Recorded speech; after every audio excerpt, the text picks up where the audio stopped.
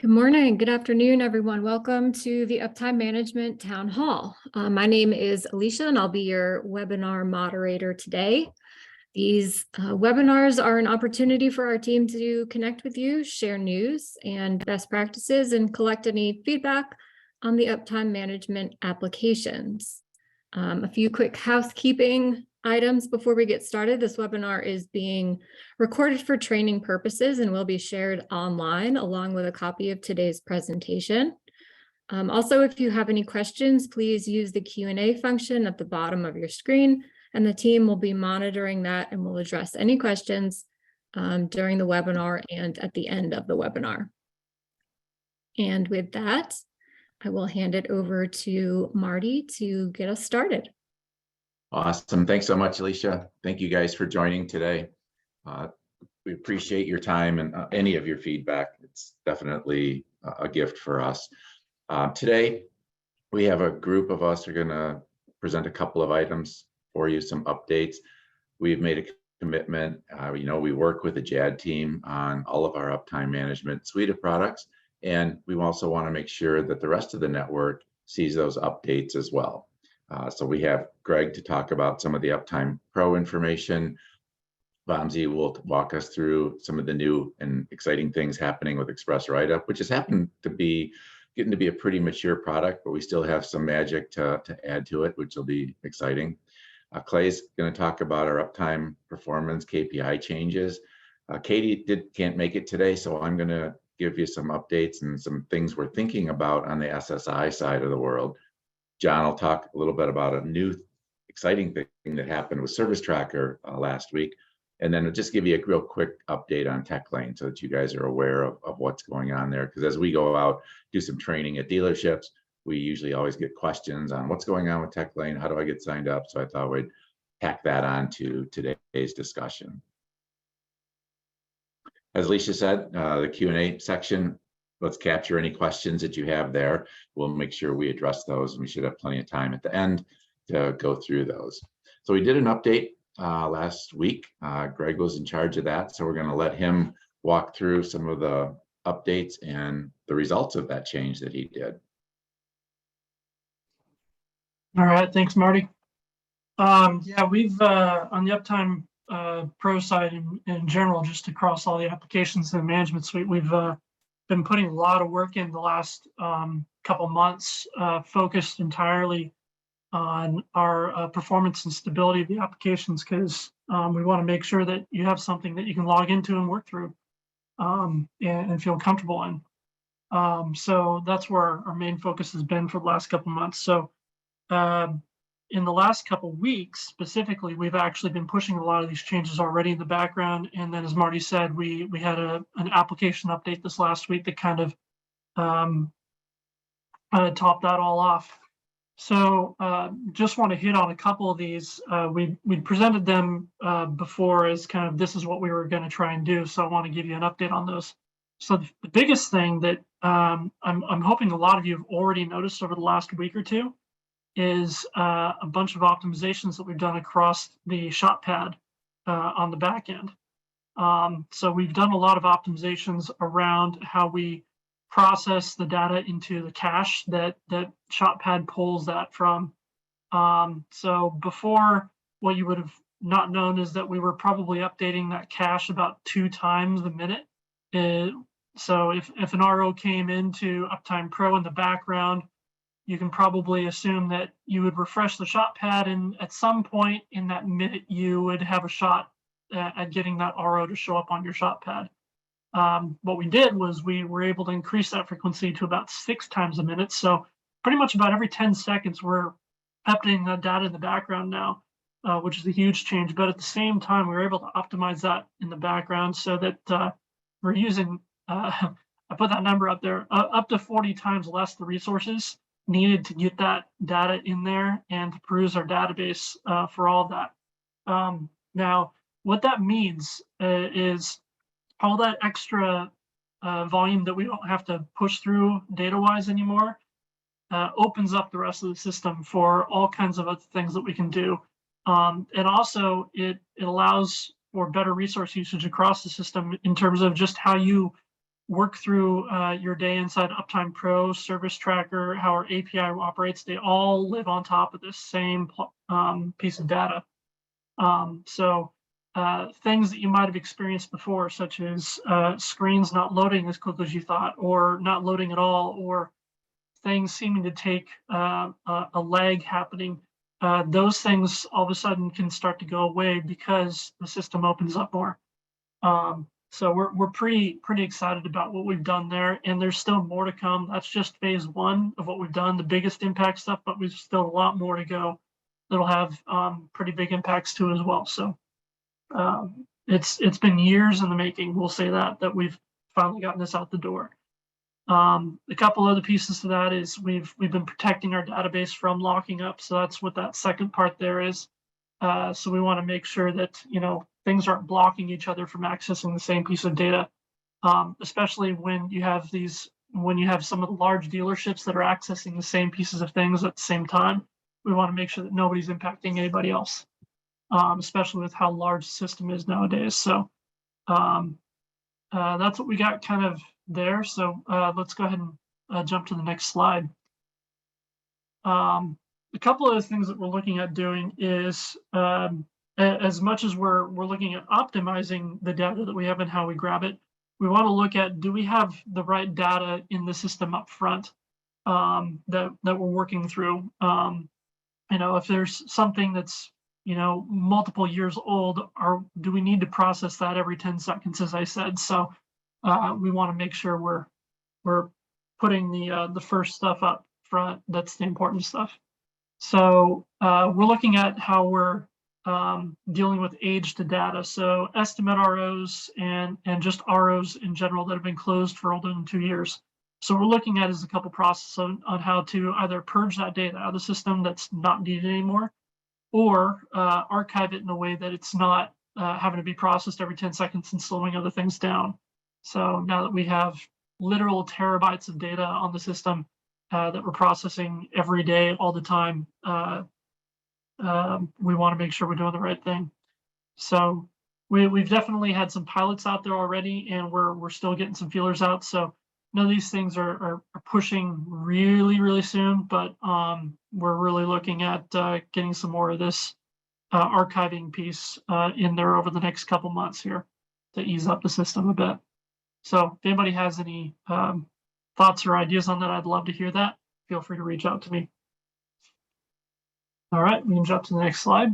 And I think the important message here, Greg, too, is that we're not getting rid of any data physically. It's just making it less burdensome on the database. And if there is a need to retrieve it, it's always available just through some different means. Yeah. You got that right. Some other things that we're working through, we call data propagation. So that's processing the raw data coming out of the DMSs. Sometimes that can be pretty hefty. So we're looking at how we can process that quicker and get that into that shop pad in a nice smooth way. So you guys aren't waiting on that. A lot of that has to do with working with the DMSs on how they have their side set up so we can pull that data as well. So always keeping those communication fronts open. Another thing that we kind of gave, we like to make sure that there's multiple ways of doing things. We like things to work up front right off the bat, but we like to have workarounds and backup solutions just in case. So one of those that we've actually had in a while, had in the system for a long while, is for admins, you have the ability to go into the admin area inside of Uptime Pro, pop in the RO number, and then essentially do a force refresh of Uptime Pro on that RO to see if we can pull that data in and update it into the shop pad. We've expanded that out so that any user can potentially do that. But we kind of want to push that this is more of an extreme case. Like if you really haven't seen that RO for like 10, 15 minutes, then there's probably something going wrong, then hit that. But otherwise, definitely hit us up in those cases too as well, because there's probably something more going wrong. But this is really just, we want to make sure we had that background and workaround just in case something wasn't right. But everything seems to be looking good so far, and I'd love to hear feedback on that from you guys as well. And so these are the main things that we've really been working on over the last couple months. And as I mentioned, a couple of those pieces years in the making. So we've got a lot more coming. Like I said, we're pretty thrilled with what we've got already so far. So thank you, everybody. Thanks, Greg. Yeah, I think the focus has been making sure this system is stable, make sure that we don't have this discussion 6 months or a year from now again, and being able to build that to then start adding some of these new features that we've been discussing with the JAD team and make this a more exciting, usable product for the network. Excellent, thank you. Okay, this is a little busy slide. We won't have to go through each one of these bullet points. We've got a couple of visuals afterwards, but I'm going to see if Vamsi has the ability to give us an update on the slides that he put together for us. Yep. Thanks, Marty. Can you guys hear me? Right? Yep, very good. Okay. So yeah, pretty much is the next release a major part of the change in the next update is for Proceed users. The customer information update in DMS, we have added new additional fields in the repair order screen, which allows user to plug in some billing address and the name, phone, email as well, and which updates the data into Exceed's service order header area, and which will not update the actual customer record. Customer could be anything to the vehicle. But the information will be updated only in the service order header screen. That's a major change coming up. We have released that build for pilot last Thursday, I believe, and I'm working with dealership people and getting the feedback. So assuming all that goes well, we plan to release out on June 10th. That's one of the big change coming in. And also the unit vehicle ownership change. There is a backend setting option available. It's not available in the admin portal yet, but maybe available in the future. Right now, it's only the setting available on the backend side, where if you change the customer, the ownership of that unit will automatically update in Exceed. But if you do not want that behavior, then we can stop that from a setting. But it's per location. It's not per VIN. Setting, it's a per location for dealer code based setting. So send an email to express@daimlertruck.com if you would like that behavior changed after this update on June 10th. And there are a couple of bug fixes that are listed. One of them is an issue with the speech to text in the added job screen. That is one of the major broken in the last release. It's been fixed as well in the next update. Pretty much those are the highlights of the next update. And if anyone have any questions or any feedback, please feel free to send that feedback to express@daimlertruck.com. We're happy to review those and improve the product user experience. Okay, yep. This is another change coming up. Yeah, thanks, Marty. Today the inactive customers are not shown. This is also change for Proceed. In Express, it's not shown all the inactive customer data, and now there is a toggle switch added where it shows inactive customers. This is the main purpose of this is to avoid creating duplicate customer accounts in Exceed if there is one that is inactive. So this basically tells the user go and activate in DMS prior creating a repair order. Next slide, please. Okay, this is how it's going to look like the repair order screen. As left side is as is and the right side is to be.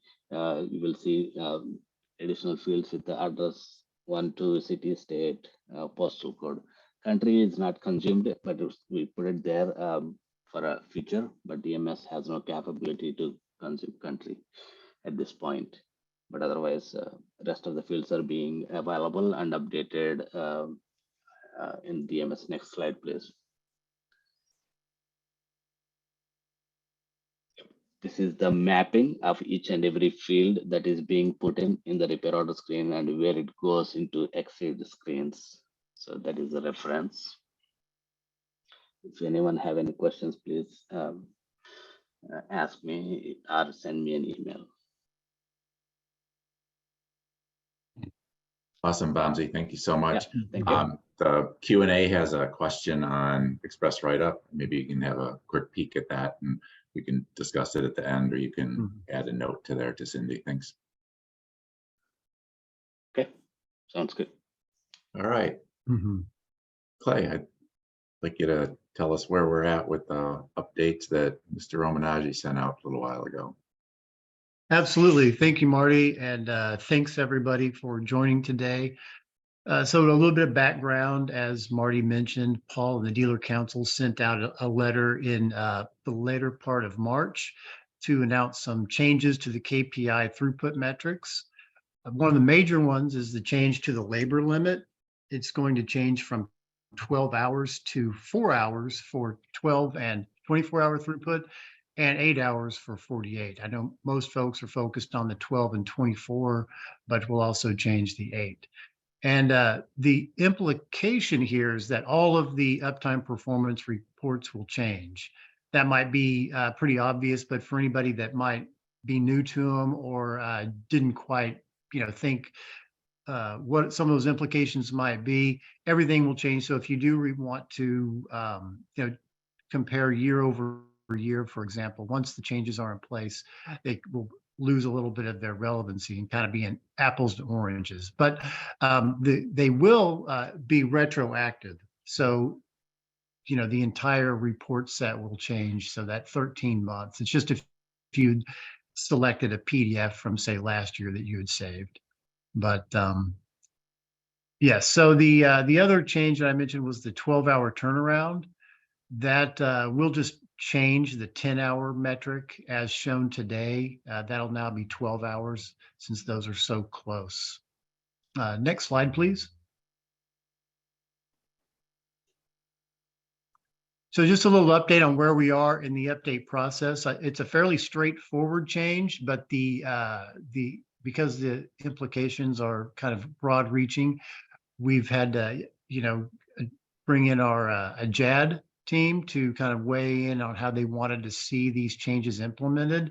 And one of the things, pieces of feedback we received was, instead of showing the 8 hour just for 48, the 8 hour labor limit just for the 48-hour metric, we're actually going to show all charts with both a 4-hour labor limit and an 8-hour view. So there'll be a toggle switch, very likely at the top of the application, that'll allow you to see throughput, et cetera, based on 4 hours and 8 hours. So, and again, today it's 12 hours, so it'll change in either case, but you'll be able to see all reports with either way. So we met with the JAD, and then subsequent to that, we met with the IT project management folks and the developers to talk about those changes and the ideas and how we want to implement that. They have taken that feedback and done the first draft of that work. We are now in the QA and testing phase. In fact, I have a meeting tomorrow with the developers to, I guess, tweak would be the word, some of the changes and make sure that they're ironed out, some of the wrinkles. And then once those changes are in place and all QA'd, we will finish the testing phase and be ready to update production. So hopefully that will be in June, knock on wood, but that's what it's looking like, and things are going well. Thank you, Marty. Awesome. Thanks, everyone. Thank you, Clay. Appreciate that. Okay. This voice you'll recognize is not Katie's, but I'm going to do my best to talk through a couple of items that we've been discussing here. There's a tab in SSI under Service Enablers for Service Capacity Overview. And the discussion has been with the JAD team to sundown this whole entire section. It's redundant to some of the performance metrics that are in Uptime performance. It sometimes doesn't match. And then the scorecard also would be sundown as well. So any input, feel free to email us or give us some feedback at the end of the session.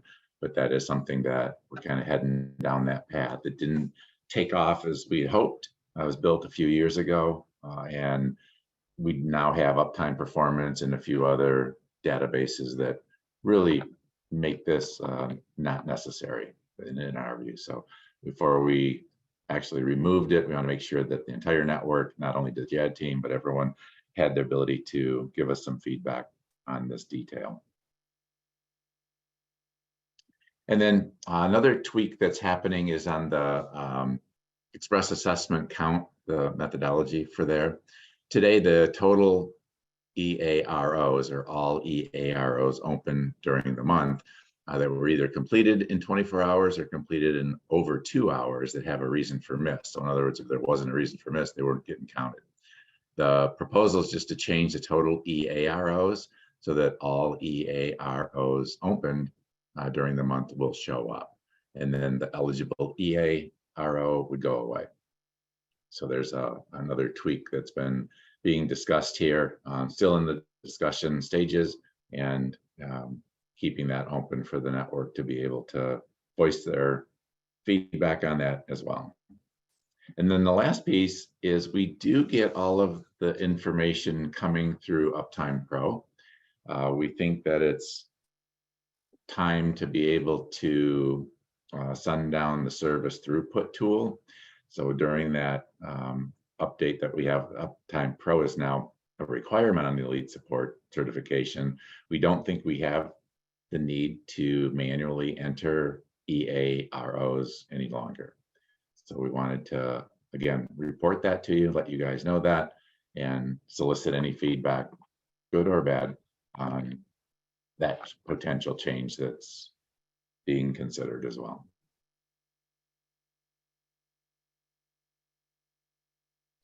All right, John, if you're on, maybe you can give us a new update on update that happened Thursday with Service Tracker. Pretty exciting.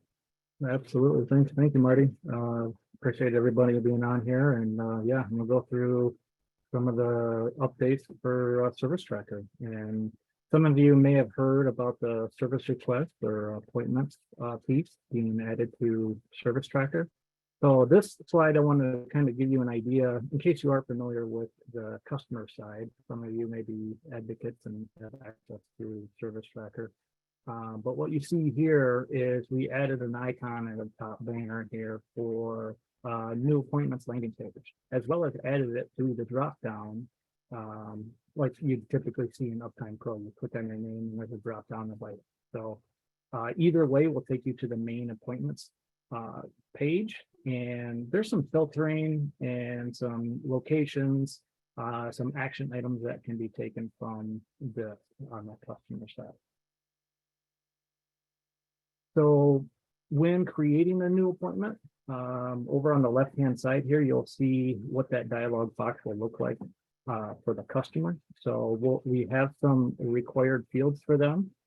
They can add attachments if need be, as well as enter in a free typing box here of their concern.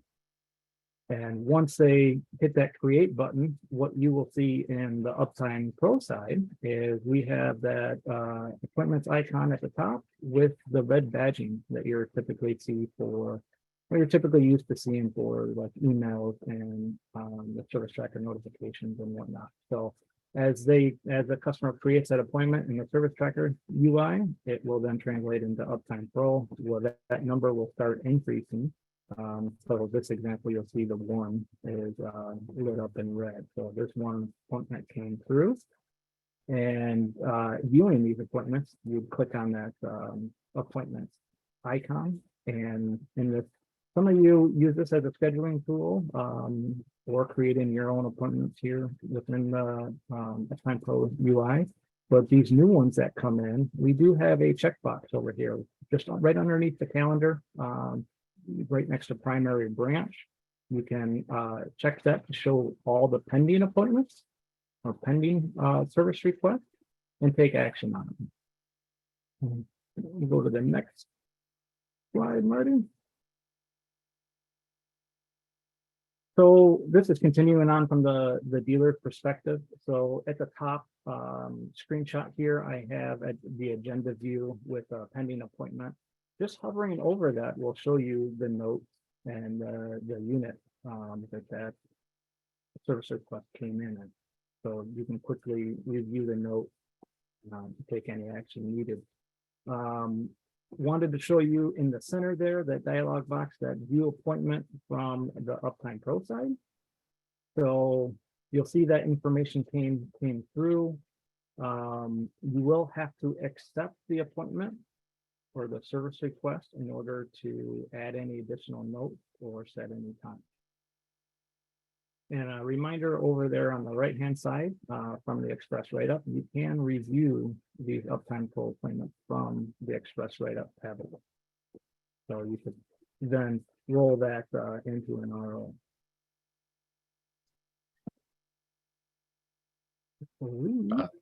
Thank you, John. Yeah, I believe that is it. Thank you all. That's awesome. Wanted to let you know we do have a presence on the Uptime Management Suite in DTNA portal for under the Tech Lane heading. There is a little bit of information there. Know that we're still in a pilot mode right now. In order for anyone to log in or see Tech Lane, your dealership has to be turned on for that. In order to do that, it's not going to happen until we get closer to the production time period, probably July-ish. But wanted to give you an idea where we are timeline-wise. And also, we're putting information out there. One of the keys to this system being successful is to be able to train ahead of people working through the Tech Lane process. So the team that's on this call are working hard to help build some of the training, as well as Jürgen Steinhardt and the diagnostic folks and warranty team are working diligently to get this launched out and fine-tuning a few things to make this a successful launch.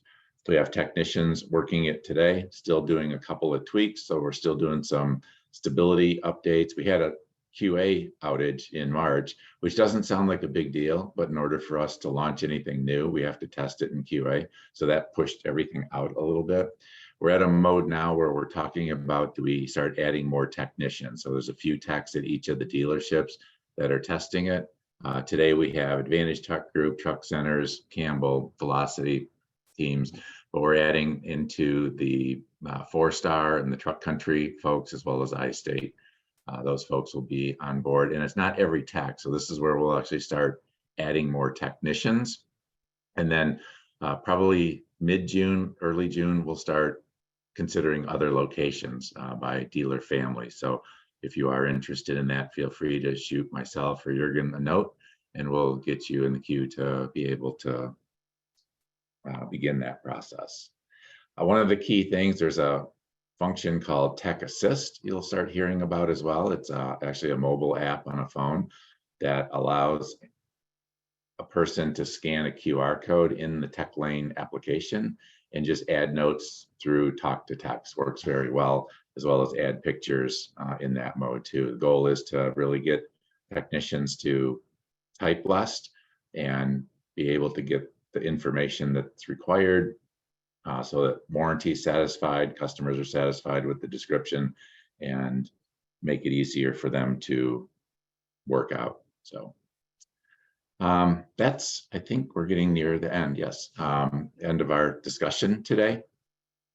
If there's some information questions that you have, feel free to drop them in the Q&A section or chat wherever you happen to land, and we'll open that up now. We do have another town hall planned for June 28th. At the moment, we're looking probably around similar time as today. So we'd love your feedback there as well.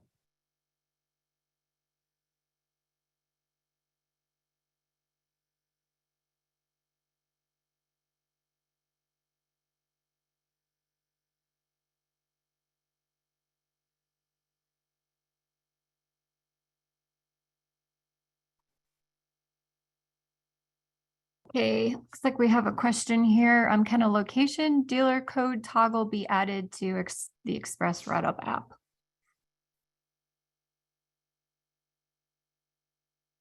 Jason, can you explain that more? Maybe Vamsi knows what you mean. Yes, this is, I can answer this, Marty.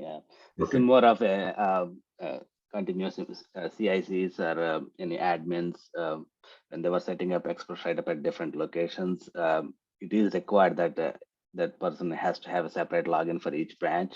So the request is to, hey, is it possible to allow CICs to change the location within the application or sync the profile of the other location to set up the extra setup. So I created a item in our backlog. I might review with you, Martin, later and see how it can be done. So I have some thoughts. We just need to find a perfect solution that works for everybody and doesn't cause any issue. Yeah. Awesome. Thank you, Vamsi. Appreciate that. Thanks, Jason, for posting that into this chat.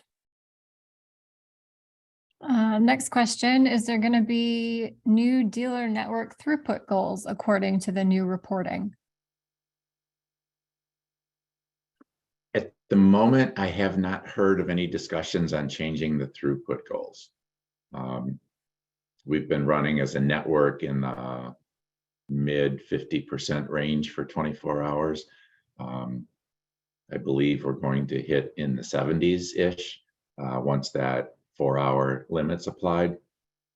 But I'll ask Clay if he's heard. He's been closer to those discussions, but I haven't seen any discussions or heard anything about changing the goals at this point. Yeah, no, I think that's well stated, Marty. I mean, I think it's the only changes are to the way the measurements are being calculated, changing those labor hours, and then the focus on the 12-hour in some regards. But as far as a different target, no, I'm not aware of one. Thank you. Thank you.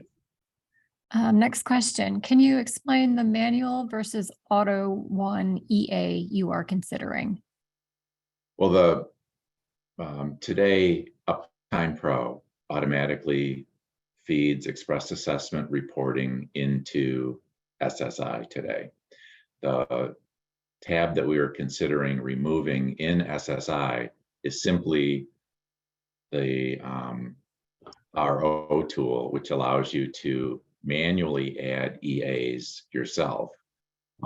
Those that are on Uptime Pro have their EAs automatically loaded into SSI. So that's the difference there. Okay. Will there be any ARC training for technicians on tech lane features? Awesome, Roberto. Great question.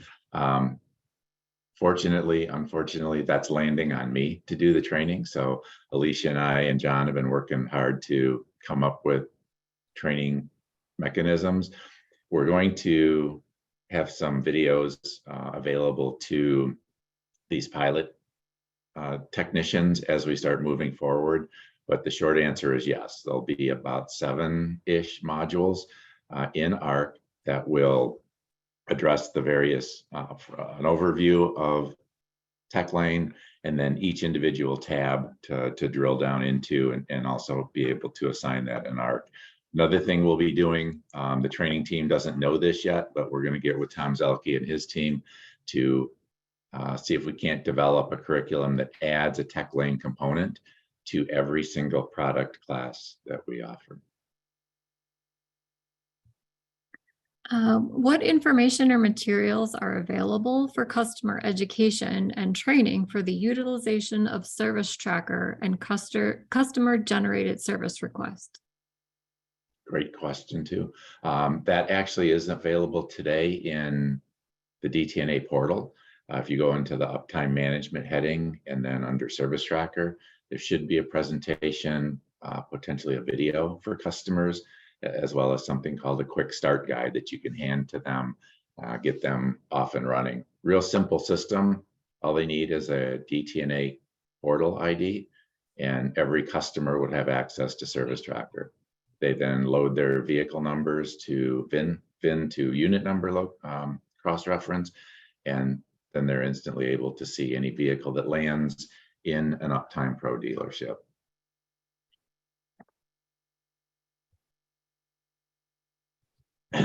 And Alicia, if those questions pop up again, hold them just a little bit longer so that I make sure I answer all of that question.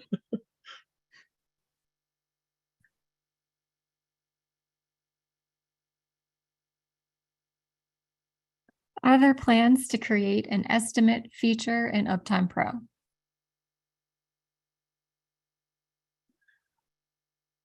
At the moment, Jason, no.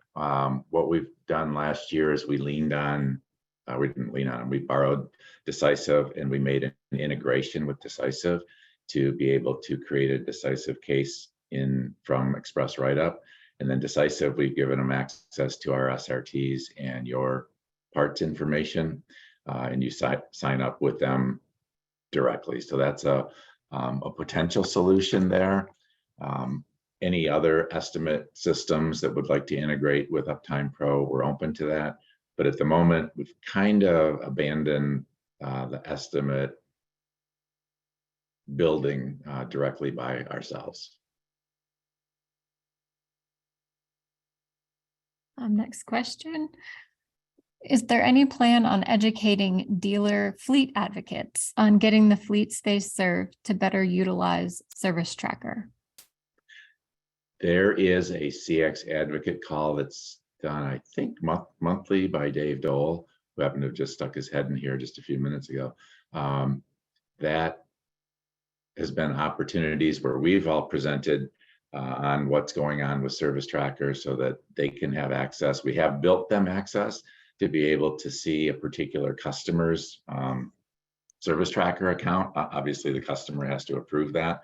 But another thing that I think will help there too is if the dealership is wanting some assistance, reach out to us. We can help do a little bit of pushback, because if you are putting notes and comments into Uptime Pro and the advocates are still calling you a couple times a day, we'd be more than happy to help facilitate the education where it needs to be directed.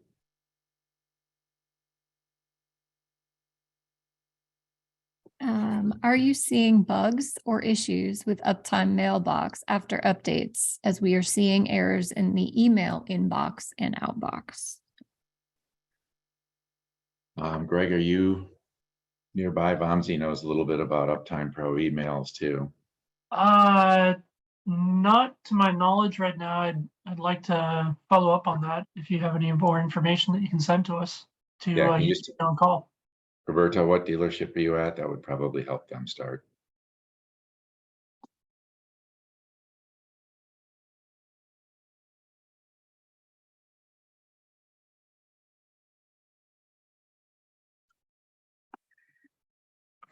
Yep, we'll look at it. Yes, yeah, I can answer this question, Greg. I think, yes, I'm working with Brian Townsend, Duggett's IT person.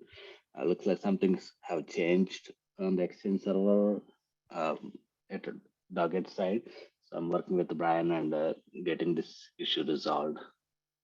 There is no change on the Uptime Pro side, but it's more on the integration with the Exchange server. So just stay tuned for that update. So the answer is they're going to get it fixed. Yes. Awesome. Thank you, guys.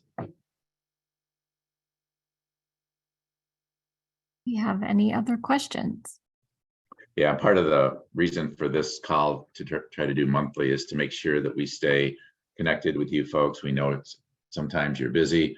It's easy just to say, oh, heck, that's another Uptime Pro issue.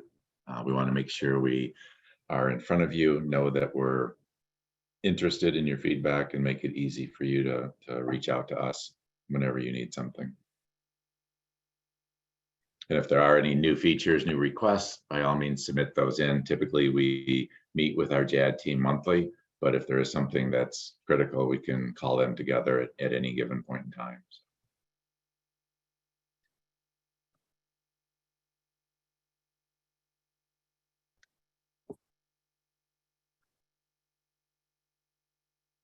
Well, I don't see any new questions coming through. Seems to be slowing down. So Oh, yeah, every time I say that. are there plans to improve metrics for parts requests handled and fulfilled? Clay, you want to touch on that? I don't think we have anything in the mix at the moment on the parts throughput metrics. That's right, Marty. Roberto, feel free to reach out to me, clayton.hurt@daimlertruck.com, and or call, whatever. And we can talk about what you have in mind. But yeah, as Marty said, there are no plans to change that basic set of charts right now. We could look at it. I did notice that you have handled written in there. I don't know if you're looking or considering to chart the handle time as well, but right now it's just too fulfilled. And then we could look at some options for some self-reporting on handled for the short term as well. Clay has some good tools to utilize that will help you maybe see some things that may or may not be worth pursuing, but we'll certainly work with you and share any information that we have the ability to with you to help you along that road. Absolutely. Thank you, Clay.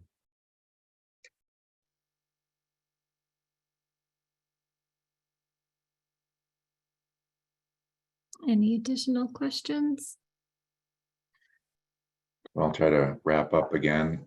We got plenty of time, so there's no rush, but we thank you all for your input. If you go to the DTNA portal, I'll have to put a slide together for this next time. In any of the Uptime management pages, whether it's Uptime Pro or Service Tracker, Express Right, Uptech Lane, my cell phone number and email address is there. So by all means, peruse through there. You may also find some answers to your questions as you wander that journey. So if there's information that we can help you with, don't hesitate to reach out to me and we'll get you to the right folks. So with that, I hope you all had a great Memorial weekend, and thank you all for your time. And good. Okay. A few questions. Just thank you. Yes. Thank you guys. I really appreciate your time today. Thank you, everybody. That will conclude today's Uptime Management webinar. Have a great day. Thanks for that. Yeah. Thanks, everybody.